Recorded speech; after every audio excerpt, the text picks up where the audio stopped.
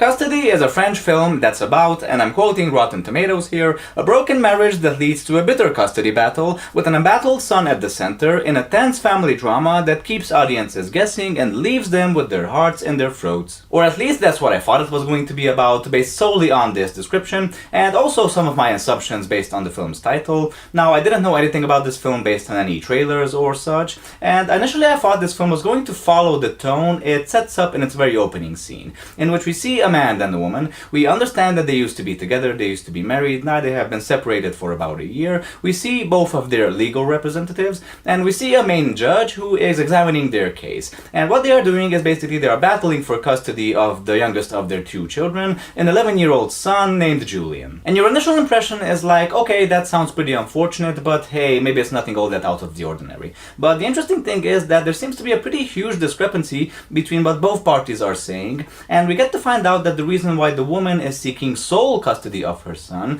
is because she is actually accusing her husband of harassment, of threats, and even of violence committed against her and her children, even going so far as to saying that he actually physically abused their older daughter 3 years earlier. Their older daughter, who is now almost 18, she's almost an adult, so luckily for her, this whole custody thing really doesn't concern her in the slightest. And obviously the husband and his lawyer deny all of this, citing lack of evidence. So I was like, okay, so this film is going to be the sort of guessing game when we get to find out who is telling the truth and who's not. The man really doesn't seem to be in any way aggressive or menacing here. You actually start to feel kind of sympathetic towards him. He really seems to be someone who is just humiliated and hurt and just confused, just someone who wants to see his kids.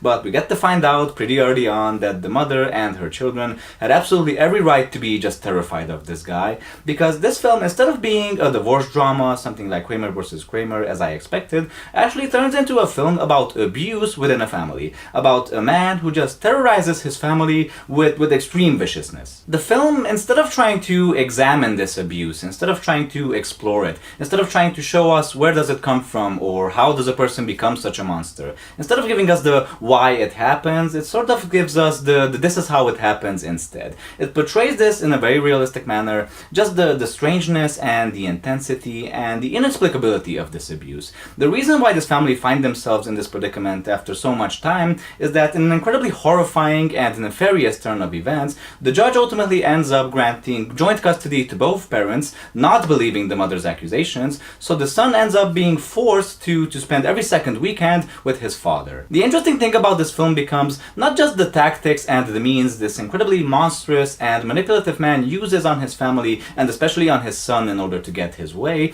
but also the mechanisms that sort of started to be adapted by all members of this family in order for them to feel safer, basically. There's an incredibly ridiculous scene in the film in which the father comes to pick up his son by car, and his wife and the whole family are living at her parents'. Obviously, he is not wanted there and not allowed to go in, so he tries to sway things and tries to convince people and tries to manipulate his son to sort of convince his wife to come out and talk to him. And the son is just running back and forth between the car and the house, lying to both parties, lying to his father about his mother not being home, and lying to his mother about his father not wanting to see her when he obviously does and she is obviously home. And he is doing this because he doesn't want his father to end up hurting his mother, obviously. So all of them lie, all of them end up having secrets of their own. We get to find out pretty late in the film, in a never so you'll blink and you'll miss it moment, that the wife actually has a boyfriend. And you know, that would seem pretty normal by this point. She probably has every right to have one,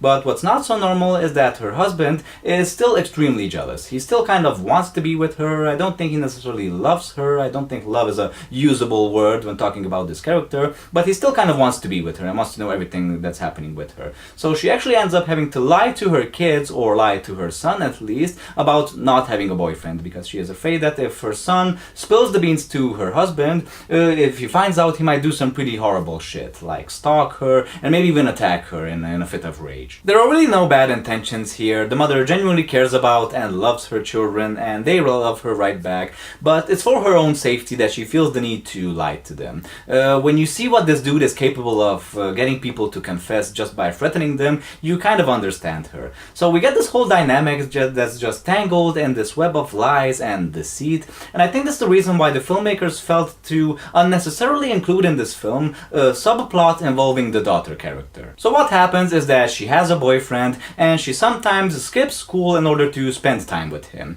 And it was originally why her father punished her by breaking her wrist 3 years earlier in the very first place. Her mother, however, completely approves of this relationship, and her boyfriend really seems to be a very nice guy, a very okay lad.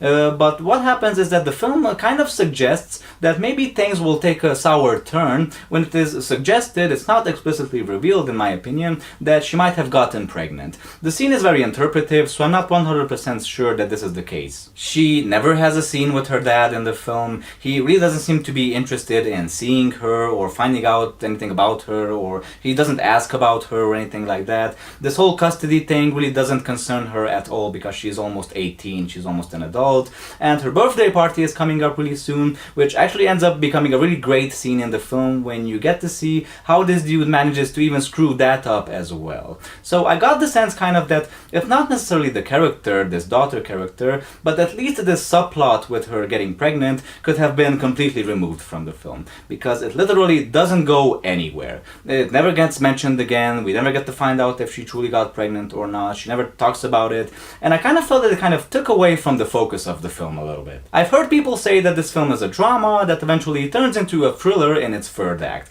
and I would kind of disagree and say that I don't think this film is a drama at all. I think this film is pretty much a thriller. At least it starts becoming a thriller already in its second act, already when the father comes to pick up his son for the very first time. You can kind of sense that there's something fishy going on already. He is just asking way too many questions and being way too aggressive and pushy. And this film is really not about the dysfunctional family. It's about an evil man terrorizing his family. It's about the banality of evil. The film really goes out of its way to not give you any answers, to not give you any psychological explanations for his behavior. You would kind of expect this guy to maybe have had a terrible childhood, or maybe have been abused himself, or maybe to be an alcoholic or something like that, but there's really no indication for that. He actually ends up taking his son to his parents, who seem to be completely normal and incredibly kind people. Their grandson loves them and loves spending time with them. You would expect there to be some sort of backstory to this character, you know, maybe he was abused himself, maybe he was bullied, maybe something happened to him that turned him into this monster.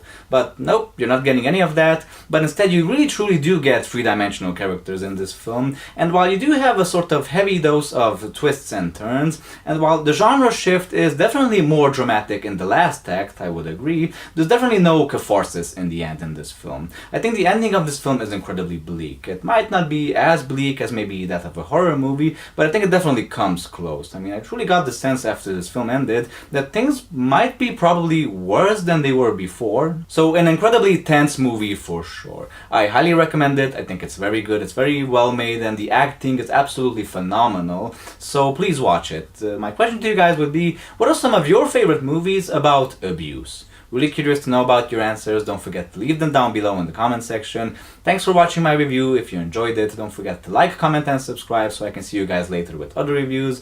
And until that happens, folks, don't forget to stay cool, stay awesome, and I'll see you later, guys. Bye bye.